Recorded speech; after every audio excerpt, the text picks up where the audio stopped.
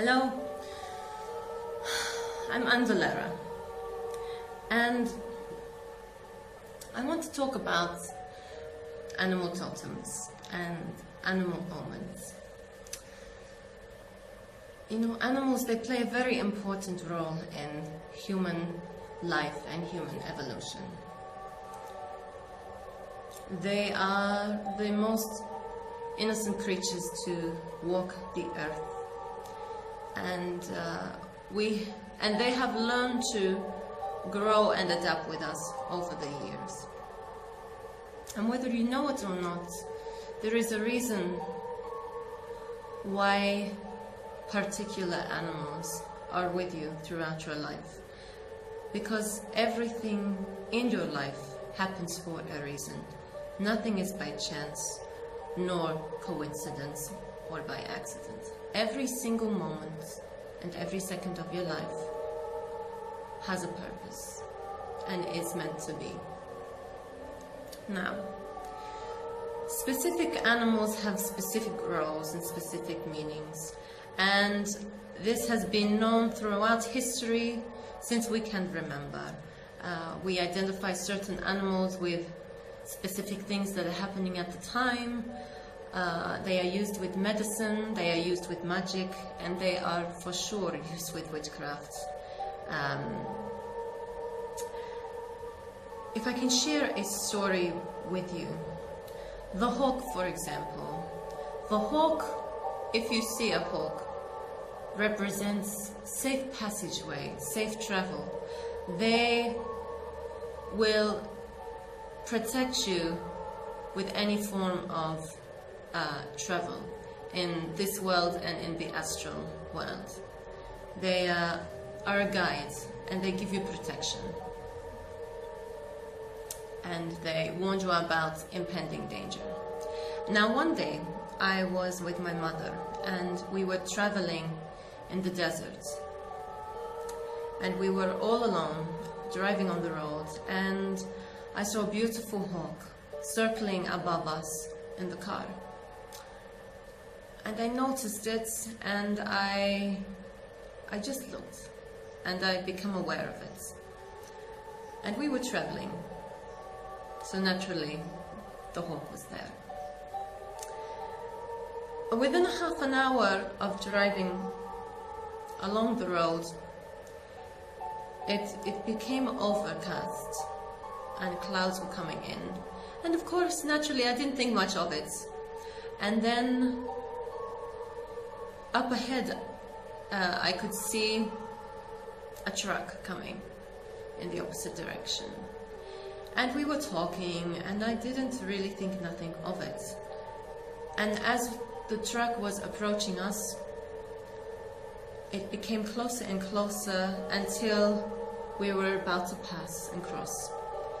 As we crossed, a huge gust of wind took the car my mother and I were in and moved it to the side. And as this happened, a white owl came in between the windscreen of my mother's car and the truck. I was so shocked. I could not believe this. First, to see an owl, a white owl in the daytime, and then to see an owl at this instant. Now, of course, being very superstitious and very spiritual, and knowing what the meanings are and the reasons behind why animals come into our lives, I know the owl represents death. Not necessarily death is impending or it's going to happen, but it signifies death.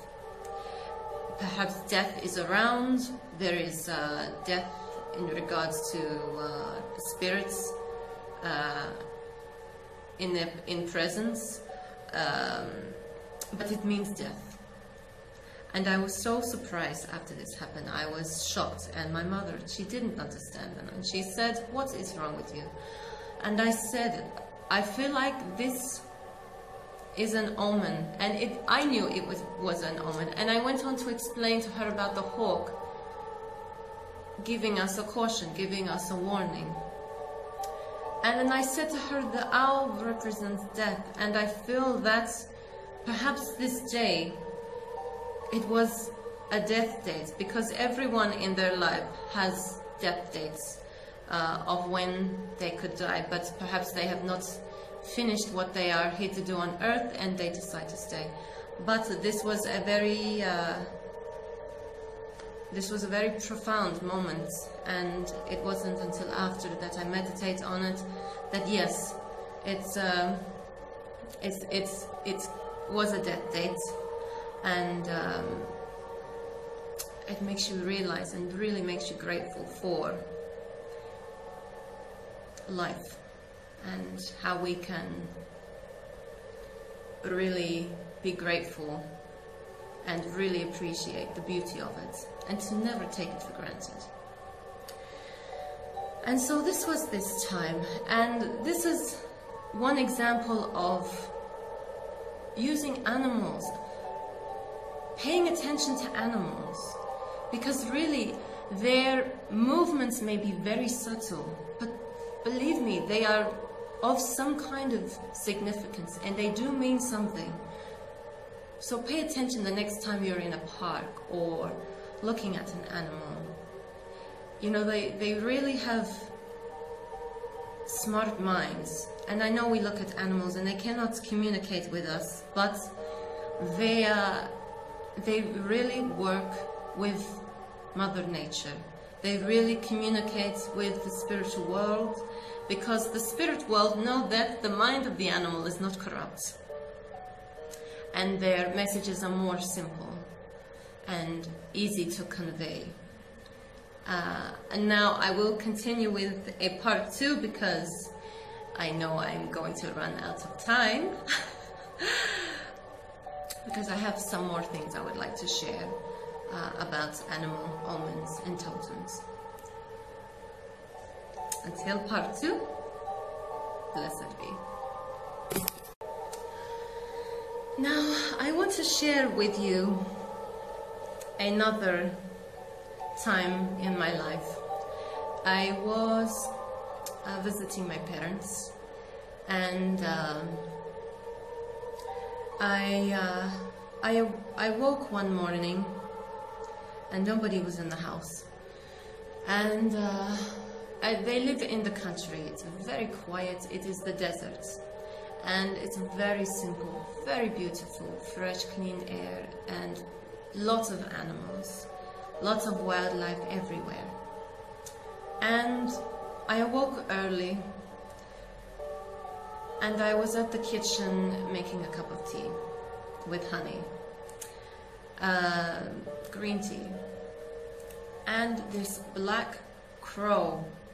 There were many crows around, and usually we know crows as being a little bit of a nuisance, especially early in the morning.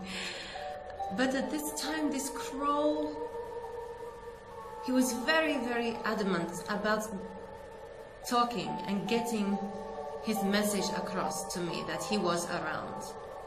And he was squawking, and he would not stop, and he was very close to me, because usually they stay in the trees and they will talk to each other and crow and squawk and make a noise. And he was squawking and really wanted to make a point. And it made me put my cup of tea down and look at him. And I thought, what are you trying to tell me? Crows should be very respected.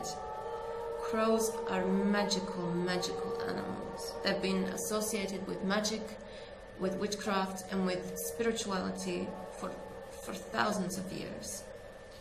Crows are very supernatural. They are very highly developed, and they really are very supernatural creatures, very supernatural birds, and they cross between the realms of heaven and of earth. They travel, they get their messages from different round. They are very, very highly supernatural birds, and they should be highly respected. Now this crow, he would not stop, and I was feeling a little bit uneasy. I thought, what is going on? And I suddenly felt concerned that something was going to happen, or something was happening as he was crowing. Turns out my father arrived home 30 minutes later. And 2 houses down from my parents' home, I was to hear that a dear friend died of a heart attack at his job. And I asked my father, when did this happen? And my father was like, a half an hour ago. And naturally, I was of course very shocked and very surprised, but I thought back to the crow, and I thought, oh, he was trying to give a message of something happening. He was trying to give a message, and he gave the message because he made me aware. He did get my attention. And so this was another example of animals coming in at specific times. We may not know it at the time, but they are there to give us messages. And now, currently in the world, I am nowhere near the Western world. In fact, I am so far away from the West that I almost feel like I'm on a different planet.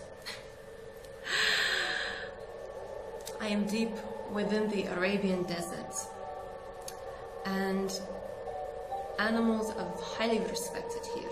Magic and witchcraft is very prominent, and it's very, very real. I want to share with you some beliefs in the culture here. They respect animals, certain animals in particular, like the donkey and the cat, and they leave these animals alone. They don't touch them because they have been known to host what they call jinn. And in Western terms, or in English, this is to mean spiritual entities or ghosts. And so they leave them alone. And I'd like to share with you an experience that I had in January of this year. Now, I will continue this in the next video. Now, this next experience, it's like I said, it happened in January, and it's winter in this part of the world in January. And I went with a friend one evening on a motorbike just to roam in the desert at midnight with the full moon, quiet, fresh air deep within the desert. And there is so much history in this part of the world. It's a magical, magical experience. And you truly do feel like an Arabian princess. It's very beautiful and very special. However, this night, we went through the desert, and anyone knows that it's very cold, freezing cold in the desert. There is no clouds in the desert. It hardly ever rains here. And so there is nothing separating the earth and the space. And it's cold. And it was midnight. And we were riding along through the sand on this four-wheeler bike. And we had to go through the desert to get to this small little, not even a town, like a little stop. And they had a cafeteria. And we were hungry. And we wanted to get some food and drink. And we went to this place. Everything was fine, and we ordered the food, and we were waiting behind the cafeteria in the dark, just away, talking and laughing and relaxing and enjoying ourselves. And we had the bike turned off. As we were sitting, we noticed this black and white cat. And the cat, we didn't think nothing of this cat for the most part. We were just watching, and we forgot the cat. And the cat was crouched down on all fours, and he was just watching us. And then the cat walked over near the bike. Well, I had my back to the bike, and all of a sudden the lights turned on the bike. And my friend, he is very shocked. He cannot believe it. He's, oh, this cat has turned on the lights. And I cannot believe this, because the lights, it is not a flick. You have to twist the knob to turn the lights on this bike. We couldn't believe it. And immediately, he's like, oh, this cat is jinn, this cat has jinn. He's quite distressed. And I look at this cat, and because I'm very sensitive to spiritual energy, and I can sense when something is around. Indeed, I felt, it gave me shivers. This cat, after the cat turned the lights on, he hid underneath the bike, and he was watching us. And so I looked at the cat, and I didn't feel easy.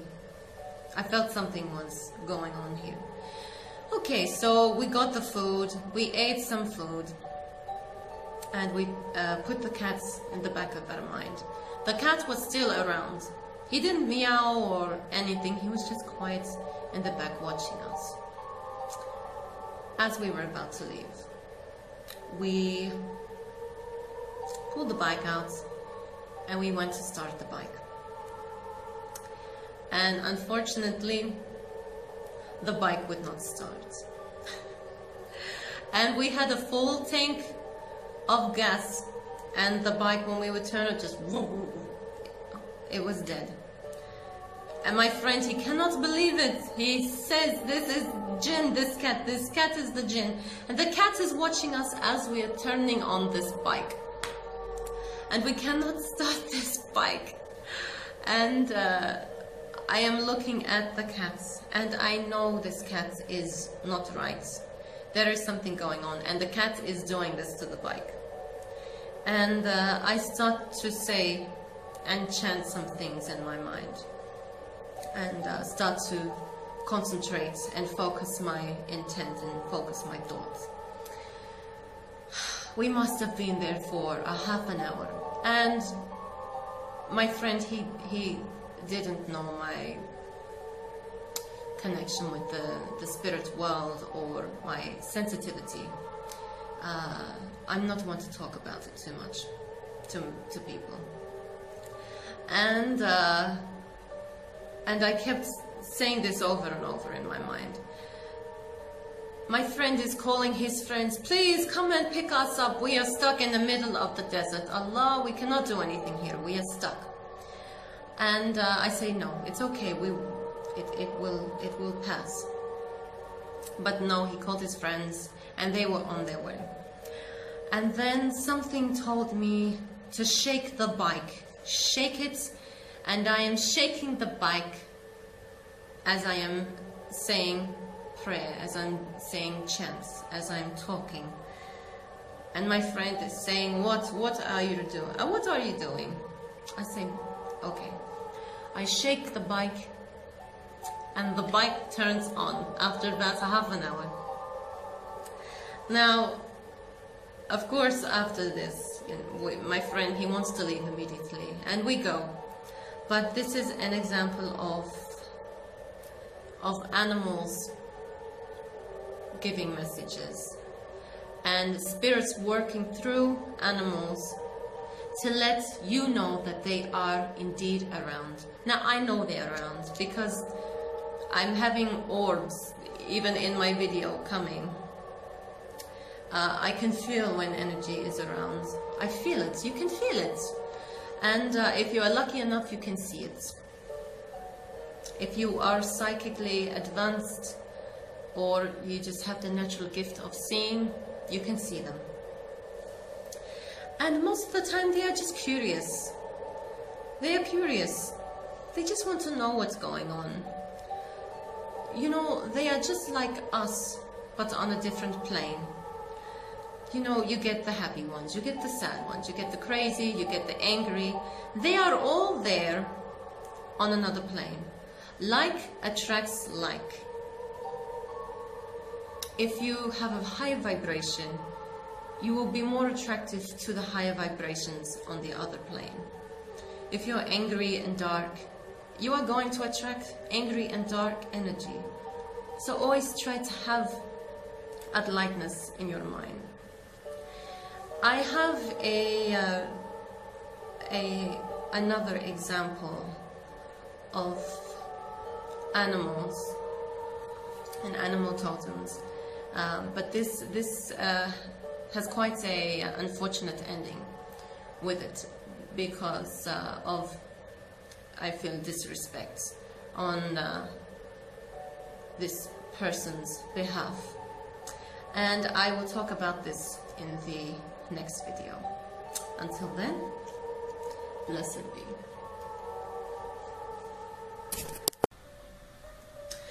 Hello, I'm Lara, and I wanted to continue where I left off, talking about animal totems and omens.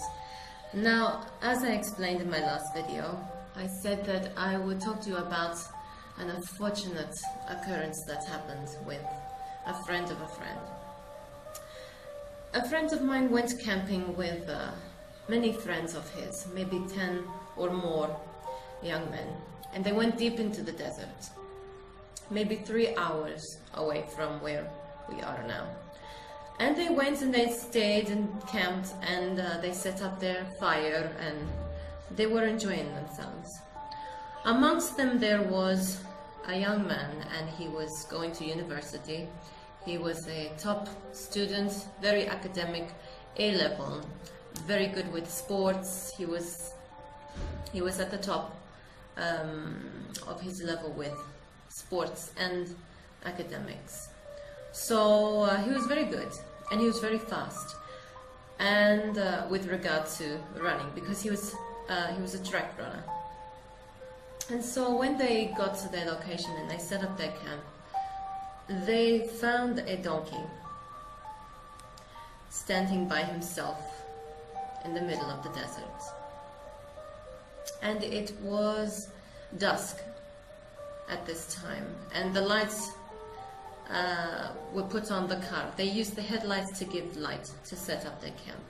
And being a little stupid and a little disrespectful, they wanted to chase the donkey. And they chased, but none of them could catch the donkey. The donkey, he ran away. All of the other ones, my friends said, they were fat and lazy and they just could not catch him. But the boy that was smart, the boy that was top with sports and his academics, he caught the tail of the donkey.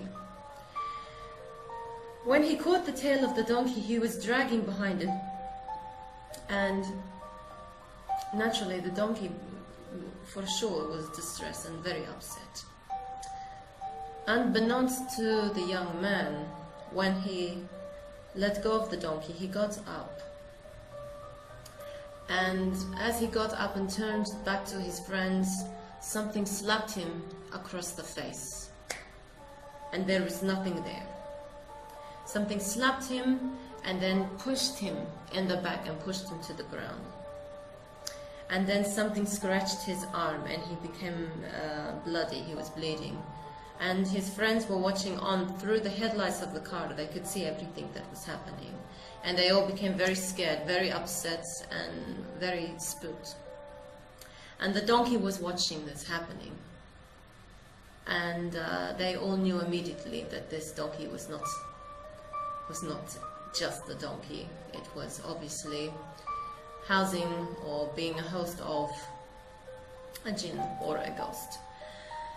And needless to say, they were very upset and shaken, and the young man, he started throwing up. He was vomiting after this, and he became very sick and shaken, and he could not speak properly. But they all decided to stay and try and forget and move on. And the donkey left. Later that night it became very windy, and they were trying to set up their tents, and the tents kept lifting, and they put rocks around the pegs of the tent to stay still. And as they were doing this, one of the boys of the group, he started to get a bit cocky and pompous about the donkey. And because his friends said to him, he was dismissing the donkey like, you know, this is stupid, this is not existing. And he was very skeptical that it was something more like a supernatural occurrence. And he was disrespecting, and he was completely dismissing everything, and he was using a lot of bad language to my friend. My friend said he looked over the man he was talking to, over his shoulder in the dark, and he said that the donkey was standing right behind him, watching him as he was talking about this. Well, with this, they packed up everything. They threw everything in the car, and the trip that would usually take somebody 3 hours to do on a drive, it took them 1 hour to return back. So this was a very disturbing experience for him, and from this day onwards it taught him to be more respectful to animals. And because of this, the boy, the academic boy, well, things changed for him. He dropped out of university. He dropped out of his athletics and sports, and he became very introverted, and he became unbalanced and a bit crazy in his mind. And he went around telling people that he saw people in his dream trying to kill him, and so he was trying to kill people, trying to attack them. So you can understand that because of this, he has been affected in a very bad way. And so this should be a lesson to everyone, to not tamper and don't disrespect animals. They have done nothing to us to deserve this kind of treatment. You know, we should really try and respect animals. And I think as I get older, I'm becoming very, very sensitive to animals, more sensitive than what I was when I was younger. And because of this, I'm adopting different eating habits. And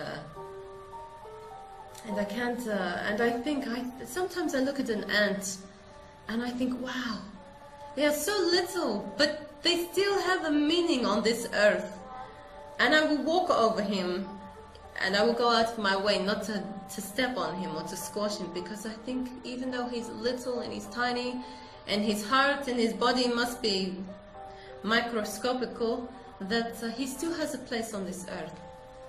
You see them, they are selfless workers, working for the queen ant or whoever it is they're working for. They are selfless and they are loyal, and they can teach us little lessons in life. And you know, we should really learn to respect and pay attention to animals, because really they are giving us messages every day, and we are so consumed in our own lives that we miss the messages. We miss them most of the time. You know, we should pay attention, because they really may be able to help us. You should look on the internet or in some books and read about the different meanings of different animals. For example, I know when I sleep, the bear protects the innocent and is the gatekeeper for the dream time. The snake represents the serpent and sexual energy, and has a lot to do with Kundalini energy, and Kundalini rising up through the chakras in the spinal area and the etheric layer of the spinal area. So there is many things you can learn. So I suggest, if you are interested, to go further to check it out, and perhaps it could assist you in your life journey. So next time when you see an animal, leave it alone, or go to it in respect. And even though they might look like a pest, or they are pesting, or they are a nuisance, be kind. Open your heart to them, because they don't mean any harm. And the reason that they are harming or attacking or doing whatever now is because they've obviously been treated in a bad way. So always go with care and be respectful. So until I see you next time, blessed be and be happy.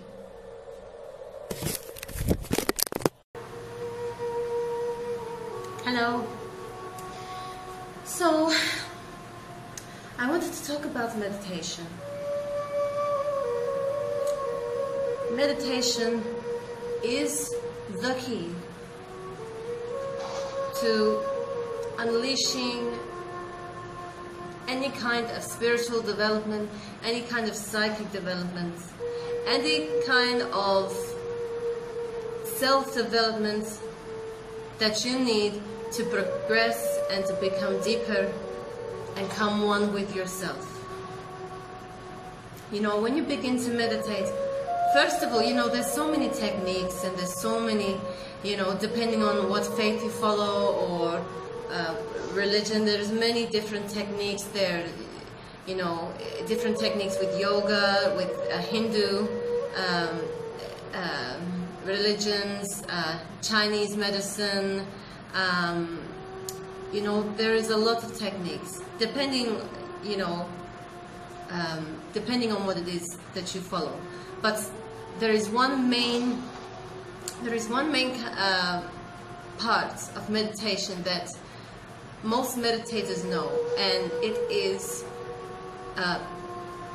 keeping the mind as quiet and as still and as thoughtless and as mindless as you possibly can. So, you know, our days are full of chatter, mind chatter, you know, our conscious self is full of just movement and chatter, and we are constant all the time. With meditation, we need to learn to let that all go.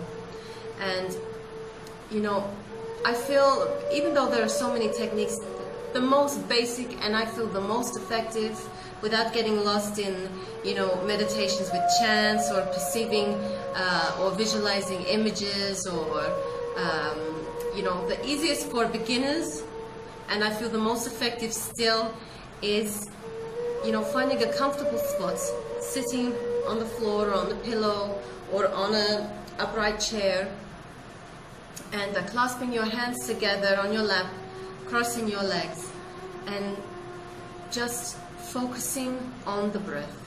But focusing on the breath, but doing it unconsciously, just breathing through your nose, closing your eyes.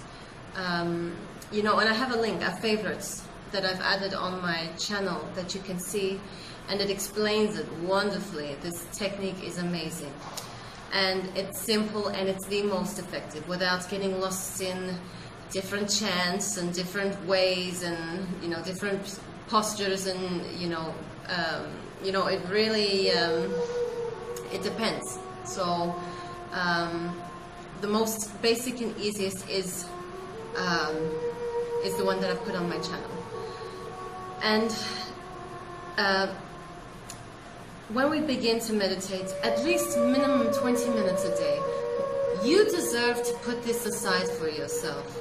You know, it will not only help your life, but it will influence other people in your life, because your energy becomes calmer, it becomes stable, you become centered, and it will filter onto your children.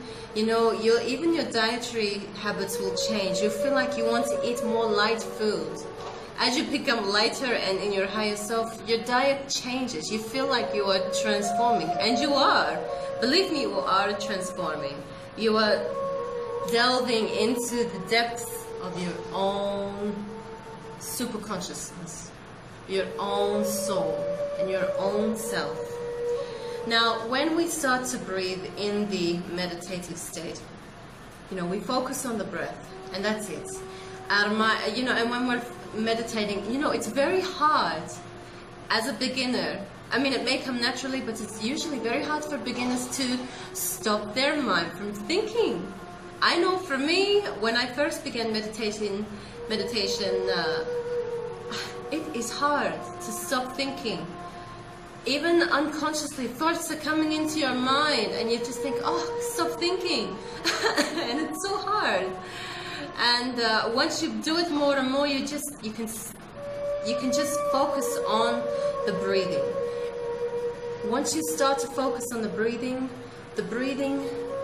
it becomes more shallow, and the breathing becomes so short and shallow that it stays in between the nasal area, and then it flicks open your third eye. It ignites your third eye. When you come to this state, you will stop breathing. Now this isn't a physical, you know, detrimental thing or anything. This is called the thoughtless state, the breathless state.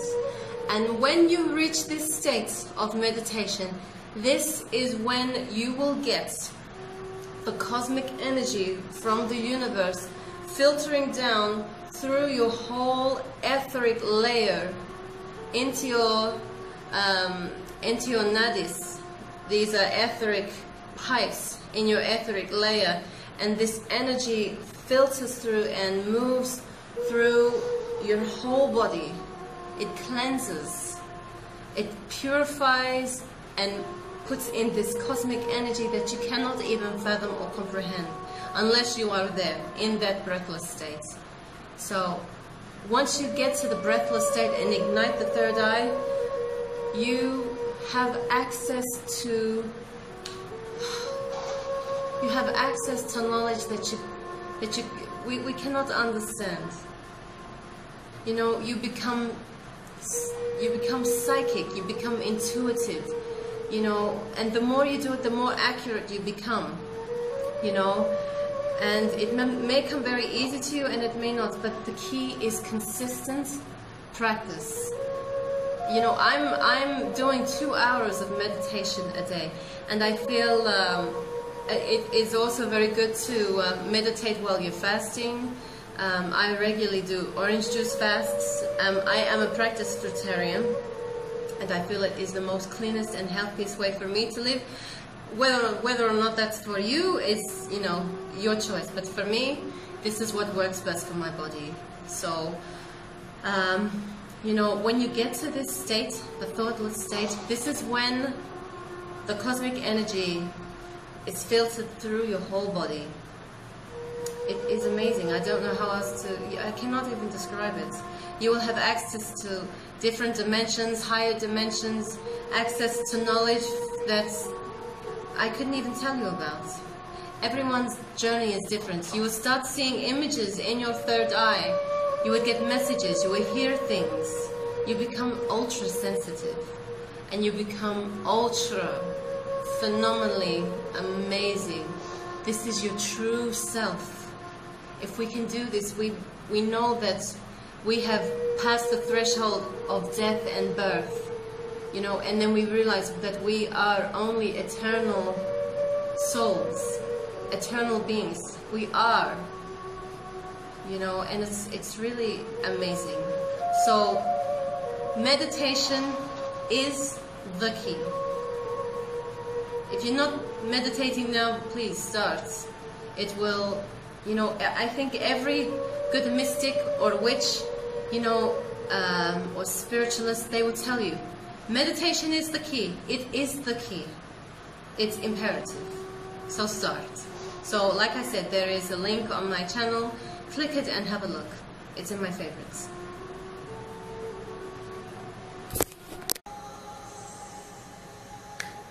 Hello. This is Andalera again. And I wanted to talk about a few subjects within witchcraft. The basics. First of all, anyone can do it. But one of the tools to be able to get the most effectiveness out of witchcraft is learning to utilize and becoming aware of your psychic and spiritual energy. Everyone, whether you believe it or not, is born with psychic energy. Everyone has the power to be psychic. Some people have more psyche than other people, but everyone has it, and everyone can utilize it. Everyone can become an expert at using their own psychic ability. Now, to develop your psychic ability, the first step is to learn to quiet your mind. Our minds are full of so much chatter, so much daily activity, driving, shopping, working, dealing with problems, money, health, weather, children, everything. Our minds are consumed every day, and it's constant thoughts and thinking. Our minds are working overtime, and it's difficult to shut it all off and to leave it outside, out the door. But if you can learn to quiet your mind and still your mind, you are on the path to releasing and accessing your psychic ability. This is why animals in particular, they are very susceptible, they are very aware of their sixth sense. It's because they don't have, their minds are much more simple than ours, and they don't have so much thought in their mind. They visualize things, they have more of a image print. They don't understand language, but when they communicate, it's based on visualization in their mind. But even animals, they are psychic. You see that animals are aware when there is spiritual energy around, or a cat's hair may stand up and they become wide-eyed. They know. And animals are very smart, and they're beautiful, and they are innocent. So you should pay attention to animals, because sometimes they may be giving you a message, an omen, to maybe help you, to maybe see you in the right direction. Meditation begins with the brain being in the alpha state.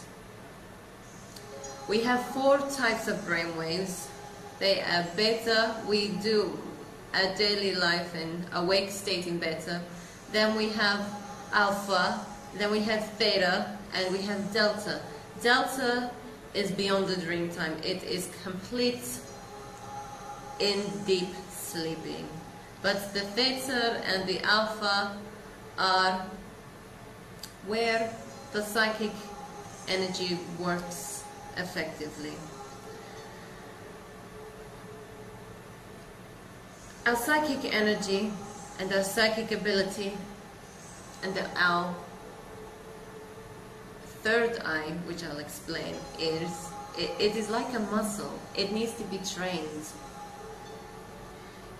I think with regard to people that most symbolize themselves with the third eye is the Hindu religion. You may notice people wearing the red dots in between their head here, and this symbolizes the third eye. This is red sandalwood paste that they put here, and this is a symbolic gesture of the third eye. If we can train the third eye, we can receive information from other sources beyond the third dimension that we live in now. We can access different dimensions and astral realms if we can train our third eye. With regard to, I know a lot of people, when they think of spells, they think it's a lot of hocus pocus, and believe me, it is not. Spells and magic is very real, and it's very powerful and potent, and the caution should always be advised, because the word from the mouth is very powerful, and this, with a combination of specific herbs and ritual tools and candles and specific other things used, can be very, very powerful. And you should be careful what you wish for, because 9 times out of 10 you will get it. There are so many different things you can do and utilize with spells. When you become a master at spellcraft and making spells, you can make your own, and you can really get into it. You can really understand about the herb, about what you are creating. It's like making a cake. It's like combining all the ingredients to make the cake, to make the end result. A spell is an intent with focus. It enhances your intent. It enhances what you want. It gives you a direct tune. It's like a radio frequency. When you dial in the frequency that you want, you go straight there. It's the same with the spell. And you can get quite crafty with your spell work.